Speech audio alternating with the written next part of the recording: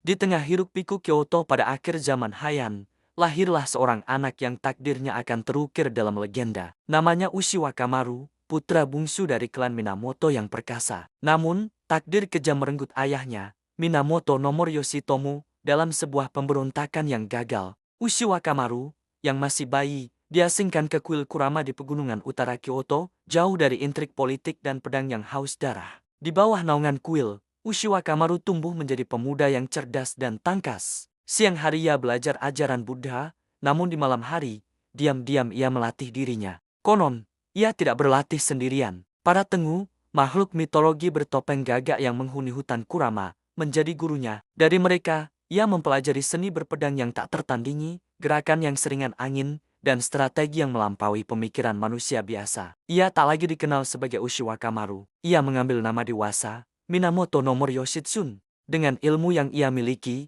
Yoshitsun meninggalkan kuil. Tujuannya hanya satu, membangkitkan kembali kehormatan klan Minamoto. Perjalanannya membawanya ke sebuah jembatan di Kyoto, Jembatan Gojo. Di sana, ia berhadapan dengan seorang biksu prajurit raksasa bernama Benkei, yang terkenal karena kekuatannya yang luar biasa. Benkei telah bersumpah akan merebut 1.000 pedang dari samurai yang lewat. Yoshitsun, yang ke-999, menolak menyerahkan pedangnya. Pertarungan pun tak terhindarkan. Benkei, dengan naginata besarnya, menyerang dengan kekuatan penuh.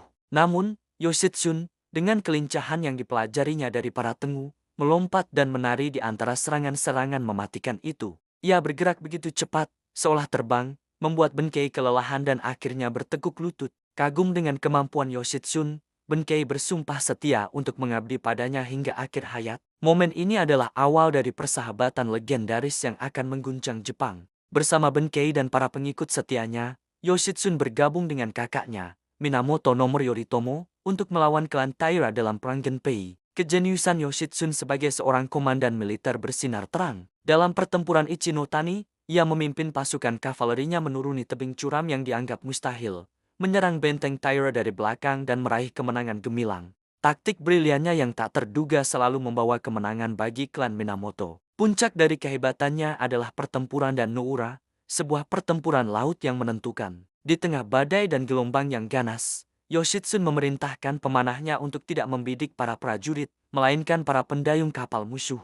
Strategi ini melumpuhkan armada Taira, membuat kapal-kapal mereka tak terkendali dan mudah dihancurkan. Klan Taira pun musnah, dan klan Minamoto berdiri sebagai penguasa baru Jepang. Yoshitsun dilulukan sebagai pahlawan terbesar. Namun, kemenangan besar seringkali melahirkan kecurigaan. Kakaknya, Yoritomo, yang kini bersiap menjadi shogun pertama, mulai merasa terancam oleh popularitas dan kejeniusan adiknya. Dihasut oleh para penasihatnya, Yoritomo memandang Yoshitsun sebagai saingan. Ia mencap adiknya sebagai pengkhianat dan memerintahkan penangkapannya. Yoshitsun, sang pahlawan yang telah memenangkan perang, kini menjadi buronan di negerinya sendiri. Dikhianati dan diburu, Yoshitsun melarikan diri ke utara bersama sisa pengikutnya yang paling setia, termasuk Benkei. Mereka menghadapi pengepungan tanpa akhir.